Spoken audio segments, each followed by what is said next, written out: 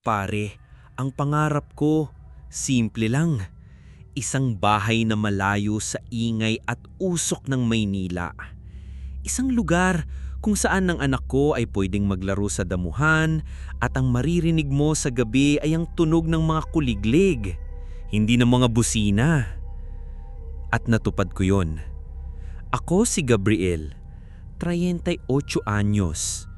Pagkatapos ng 15 taon sa corporate world, nag-iipon kami ng asawa kong si Nika at bumili kami ng bahay sa isang bagong tayong subdivision sa paanan ng bundok Makiling. Ang ganda ng lugar at ang bahay namin nasa pinakadulo ng subdivision. Ang likod bahay namin, ang pader nito ay ang hangganan na. Pagkatapos noon, wala nang iba kundi ang malawak at malalim na gubat ng Makiling. Perfect! Sabi ko kay Nika habang nakatayo kami sa aming maliit na hardin. Tayo at ang kalikasan! Ang bakuran namin ay may malinis na damo. Sa dulo, isang pader na semento. At sa kabila ng pader, ang gubat. Isang solidong pader ng mga dambuhalang puno at makakapal na halaman. Sa umaga, ang ganda. Pero sa gabi, habang umiinom ako ng kape sa labas, may kakaiba akong nararamdaman. Ang gubat, sa dilim, ay hindi lang isang koleksyon ng mga puno. Para siyang isang malaking, itim na nilalang na nakatayo lang doon. Tahimat. Hindi gumagalaw, pero nagmamasid. Binalibula ko ang pakiramdam. Guni-guni lang ng isang taong syudad na hindi sanay sa probinsya, sabi ko sa sarili ko. Pero bawat gabi, habang tinitignan ko ang hangganan sa pagitan ng aming inalagaang hardin at ng mailap na gubat, hindi maalis sa isip ko ang isang tanong. Sa aming dalawa, sino kaya ang tunay na nakakulong? Kami? Sa loob ng aming pader? O siya sa labas? Ang unang senyales ay maliit lang. Hindi nakakatakot, nakakainis lang. Isang umaga, habang nagkakape ako sa labas, may napansin akong isang bagay sa damuhan, malapit sa pader. Isang maliit na halaman. Isang sapling ng isang puno na hindi ko kilala. Mga 6 na pulgada ang taas. Nakatulog na naman yung hardinero, bulong ko. Imposibleng galing sa amin to. Ang mga halaman namin, puro pandekorasyon. Ito, mukhang ligaw. Lumapit ako at walang awang binunot ito. Mahigpit ang kapit ng mga ugat na parang ayaw bumitaw. Itinapon ko ito sa abila ng pader. Kinabukasan, may bago na naman. Pero hindi na isa, 2. Sa parehong lugar. Medyo mas malaki kaysa sa kahapon. Binunot ko ulit, pero ngayon, medyo nakakabahan na ako. Saan nanggagaling ang mga to? Walang butas sa pader, at ang bilis nilang tumubo. Sinabi ko kay Nika, baka ibon lang ang nagdadalang ng butuhan. Sabi niya, normal lang yan.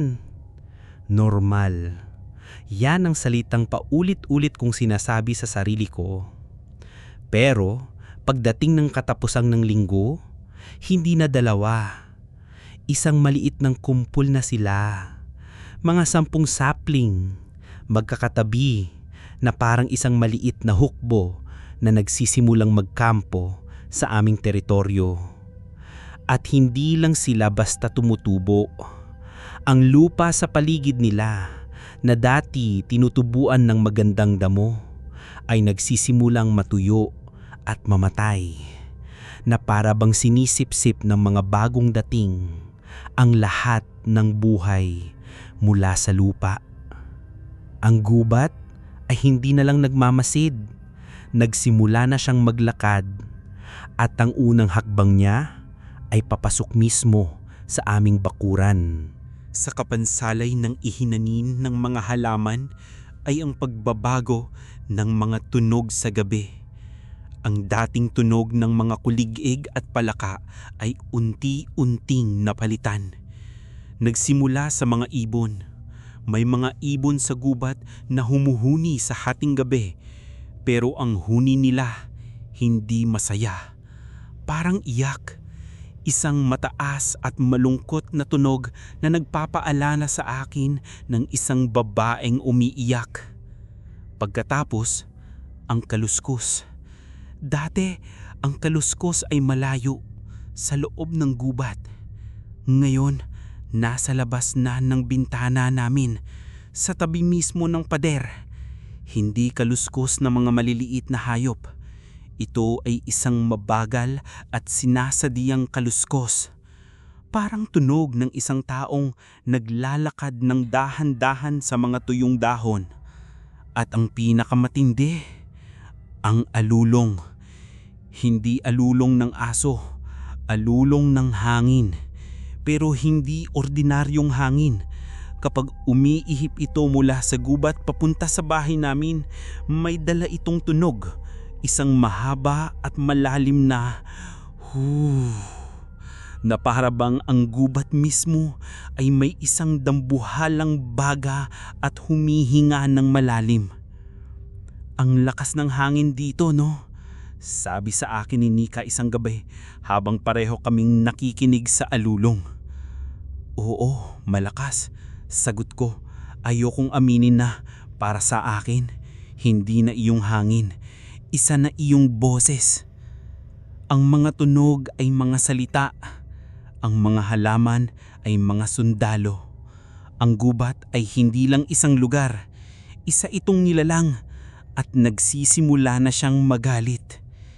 Isang gabi, hindi ako makatulog. Pumunta ako sa bintana at tinignan ng gubat. Ang dilim nito ay parang isang pisikal na bagay. At sa gitna ng dilim, sa gitna ng alulong ng hangin, may narinig akong isang bulong. Malapit, sa labas lang ng bintana. Amin. Isang salita lang, paulit-ulit, na parang dahong dinadala ng hangin. Amin. Ito. Amin. Sa sobrang inis ko sa mga tumutubong halaman, nagdesisyon akong kausapin ang isa sa mga magsasaka sa malapit, si Mang Karding. Nagtanong ako kung anong magandang pamatay ng damo.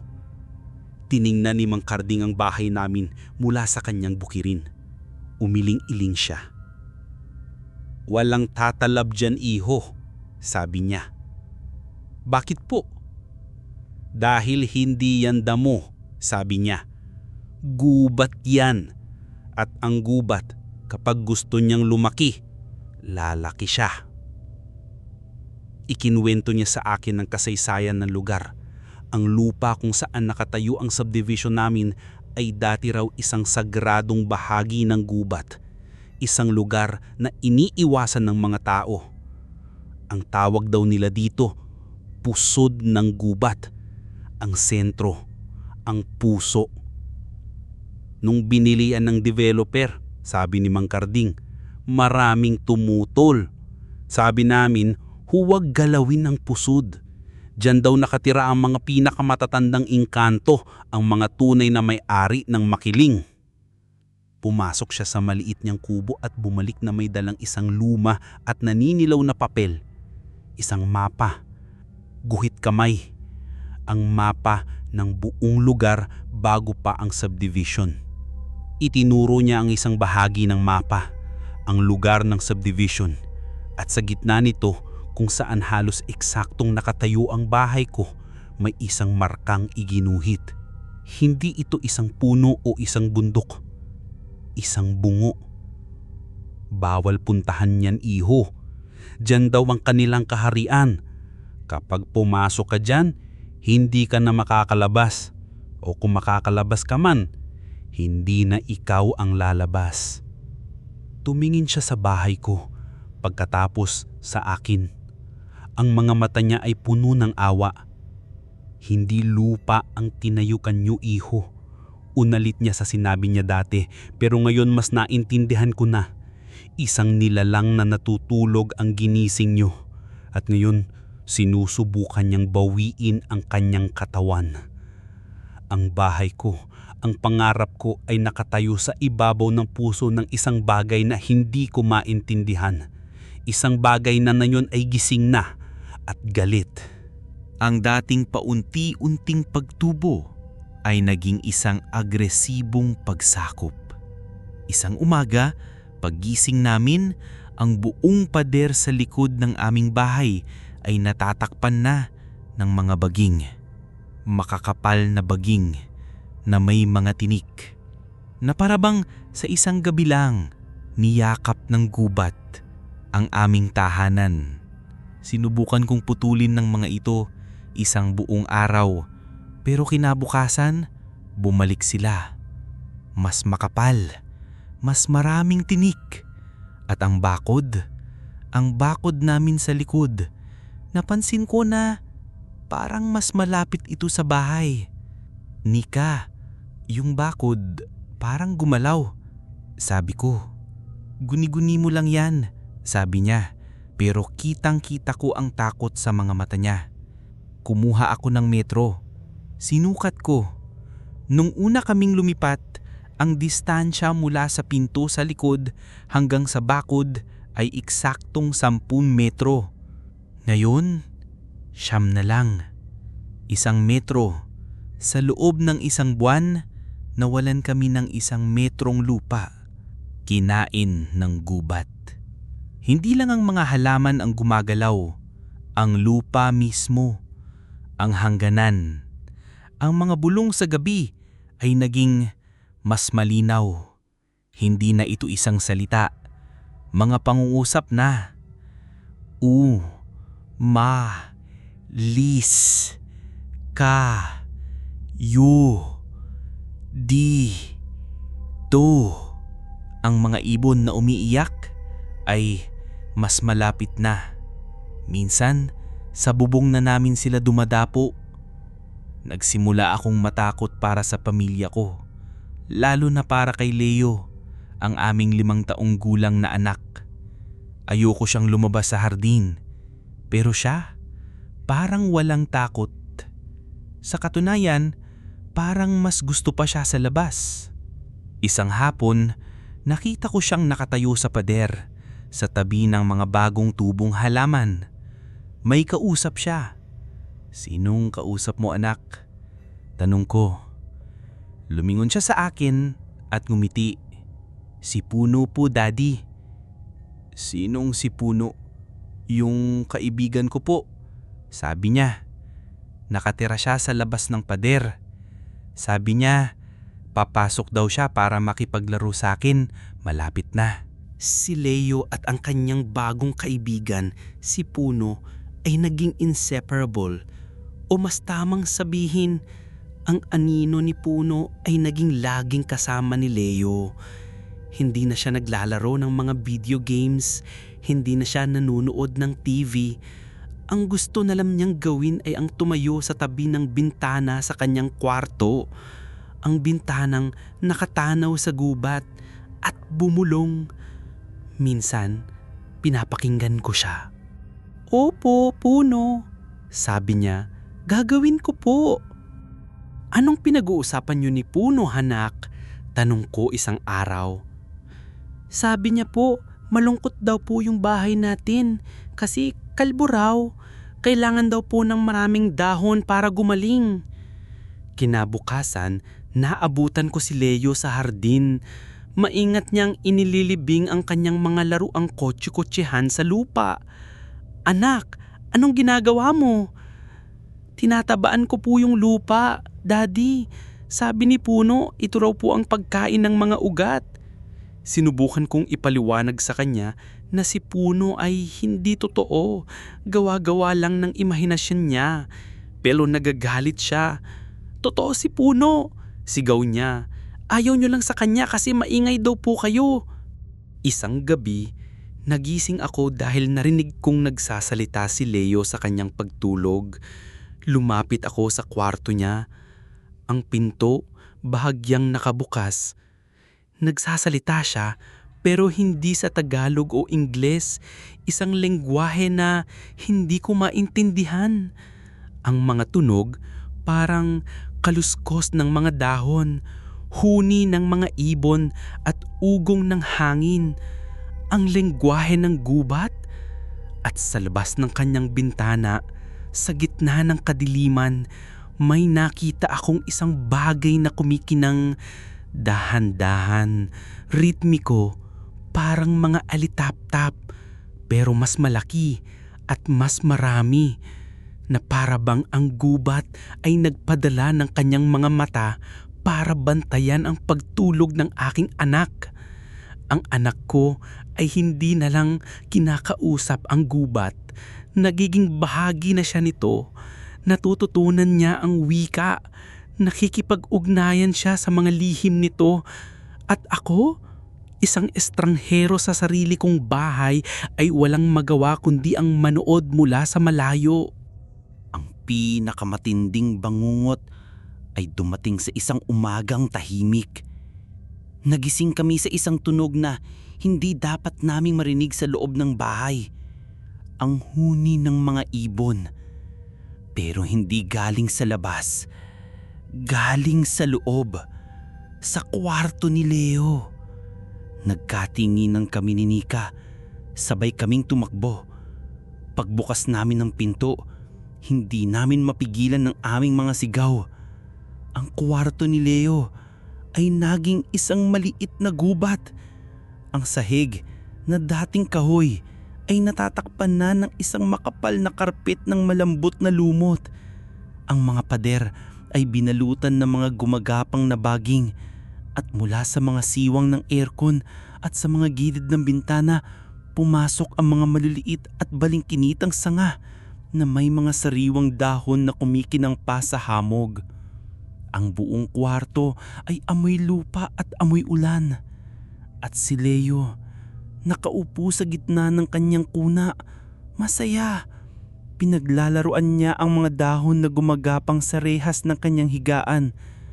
At sa paligid niya, sa ere, lumilipad ang ilang mga paru-parong may mga pakpak na kasing kulay ng bahaghari. "Tingnan niyo po," sabi niya tuwang-tuwa. "Pumasok na si Puno. Dinalaw niya na ako." Hindi ko alam kung ano ang gagawin. Gusto kong hilahin ang anak ko palayo. Gusto kong sunugin ang lahat ng halaman. Pero natigilan ako. Ang anak ko, na sa loob ng maraming linggo ay matamlay at malungkot, ngayon ay masiglang masigla. Ang balat niya na dating maputla, ngayon ay may kulay. Ang mga mata niya kumikinang sa tuwa. Ang gubat na akala ko'y isang lason ay parang naging isang gamot para sa kanya. "Umalis na tayo dito, Gabriel," sabi ni Nika, umiiyak. "Pero saan kami pupunta? At paano kung tama si Leo? Paano kung ang bahay nga ang may sakit at ito ang lunas?" Hinawakan ko ang isang dahon. Ang lamig at ang sigla. Ramdam mo ang buhay na dumadaloy dito. Ang gubat ay hindi pumasok para manakit. Pumasok ito para mag-alaga.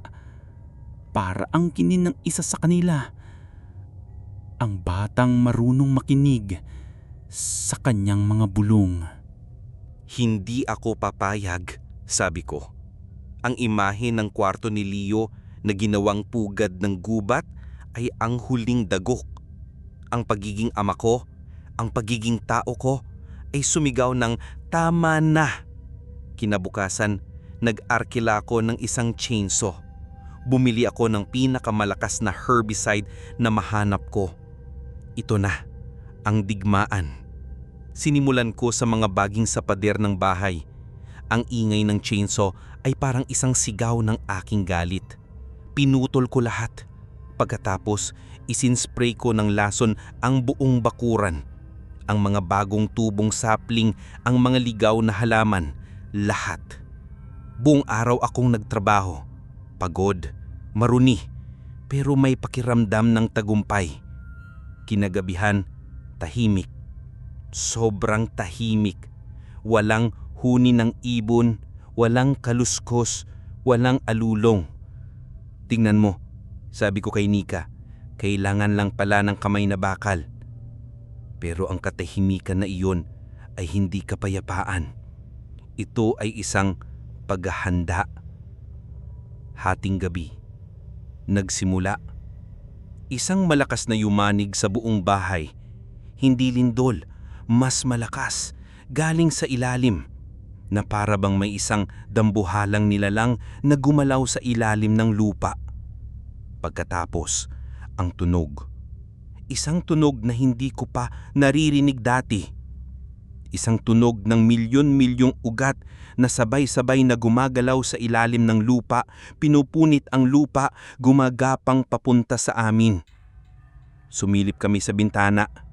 Ang bakuran naming nilason, buhay na buhay. Ang mga damo tumutubo sa isang bilis na hindi normal. Ang mga sapling na pinutol ko muling tumutubo mula sa lupa, pero ngayon mas malaki, mas matibay. At ang pader naming sa likod, ang sementadong pader, nakita naming itong gumalaw. Ang mga ugat mula sa gubat ay parang mga higanting ahas na pumulupot dito at dinurog ito na parang biskwit. At pagkatapos, isang malakas na pagbasag ng salamin. Ang isang dambuhalang sanga mula sa pinakamalapit na puno ay biglang humampas sa bintana ng aming sala na pumasok sa loob na parang isang galit na kamao. Ang gubat ay hindi na naglalakad. Tumakbo na siya at ang target niya ay kami. Ang pagtatangka kong labanan siya gamit ang teknolohiya ay isang insulto at ang galit niya ngayon ay walang kapantay. Pagkatapos ng gabing iyon ng pandudurog, biglang tumigil ang lahat. Kinabukasan, ang bakuran ay isang gubat na. Ang pader, wasak. Ang bintana, basag. Pero tahimik. At nagbago ang diskarte niya. Hindi na kami tinatakot. Inaakit na kami. Sa umaga, paggising namin, ang basag na bintana ay napapalibutan ng mga bulaklak. Mga bulaklak na hindi ko pa nakikita. Ang kulay nila ay kumikinang at ang bango nila ay nakakahilo.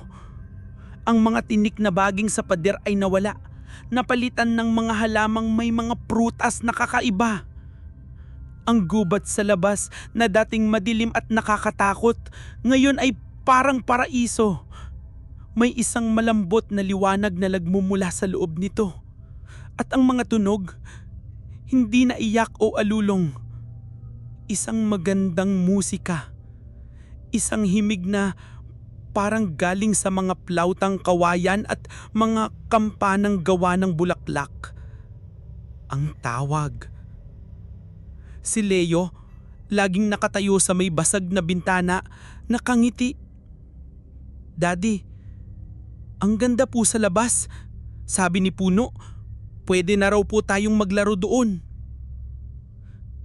Kahit ako, nararamdaman ko ang hatak, ang pangako ng kapayapaan, ang pangako ng isang mundong walang stress, walang bill, walang problema, isang mundong puno ng ganda at musika. Isang gabi, lumabas ako sa hardin. Ang hangin, mabango. Ang liwanag mula sa gubat, malambot at kaakit-akit. Para akong nasa hangganan ng dalawang mundo. At narinig ko ang boses sa isip ko. Hindi na bulong. Isang malinaw na boses. Babae, matanda at puno ng kapangyarihan. Pagod ka na, sabi nito. Halika na, magpahinga ka na. Dito, walang pagod. Dito lahat ay payapa. Maging isa ka na sa amin. Isang alok, Isang imbitasyon para iwanan ng lahat, para maging bahagi ng gubat, para maging isang puno, isang dahon, isang bulong sa hangin. Nakatayo ako ron, sa gitna ng aking sinirang hardin, sa bingit ng pagsusuko. Tumingin ako sa bahay. Nakita ko ang anino ni Nika at Leo sa bintana. Nagmamasid. Ang pamilya ko, hindi ko sila pwedeng iwan at hindi rin kami pwedeng umalis. Ang gubat ay nasa lahat ng dako. Alam kong isa na lang ang paraan. Hindi pagsuko, hindi paglaban, kundi pagtanggap. Kinabukasan, ginawa ko ang isang bagay na kabaliktaran ng lahat ng ginawa ko dati. Kumuha ako ng pala, pero hindi para maghukay o manira. Lumapit ako sa lugar kung nasaan dati ang aming pader, ang hangganan, at doon nagsimula akong magtanim. Kinuha ko ang isa sa mga bagong tumubong sapling, ang mga sugo ng gubat, at maingat kong itinanim ito sa lupa. Dinala ko ang isa pa at isa pa. Gumawa ako ng isang bagong linya, isang bagong hangganan, hindi gawa sa semento kundi sa buhay. Isang linya ng mga batang puno na ako mismo ang nagtanim. Isang mensahe na naiintindihan ko na iginagalang ko na ang kanilang teritoryo. Pagkatapos, ginawa ko ang pinakamahirap. Ibinaba ko ang bakod namin sa harap, ang gate, ang lahat ng harang na naghihiwalay sa amin sa kalikasan. Sinabi ko kay Nika at Leo na hindi na kami lalaban, makikipagmuhay na kami. At tumugon ang gubat. Ang pag-abante nito ay huminto. Ang mga baging sa pader namin ay kusa ng umalis. Ang sanga sa aming sala ay naging isang magandang palamuti na tinubuan ng mga bulaklak. Ang musika ay humina, naging isang banayad na himig na lang sa gabi. Hindi na kami mga may-ari ng bahay. Kami ay naging mga hardinero, mga tagapag-alaga ng hangganan. Tinitiyak namin na ang aming munting mundo ay hindi na muling lalabag sa kanilang mundo at sila bilang kapalit ay hinahayaan kami sa aming kapayapaan. Si Leo maligaya. Naglalaro siya sa hardin hanggang sa linya lang ng mga bagong puno. At minsan, nakikita ko siyang may iniiwang prutas o bulaklak sa paanan ng isang puno. Isang alay, isang paggalang. Hindi ko alam kung ito ay panalo o talo. Ang alam ko lang, nakahanap kami ng paraan para mabuhay. Nagbago kami. Mula sa pagiging mga mananakop, naging bahagi kami ng ecosystem. Ang bahay namin ay hindi na isang kuta. Isa na itong dambana. At kami ang mga pari nito na laging nagbabantay para siguraduhin na ang natutulog na higante ay hindi na muling magigising.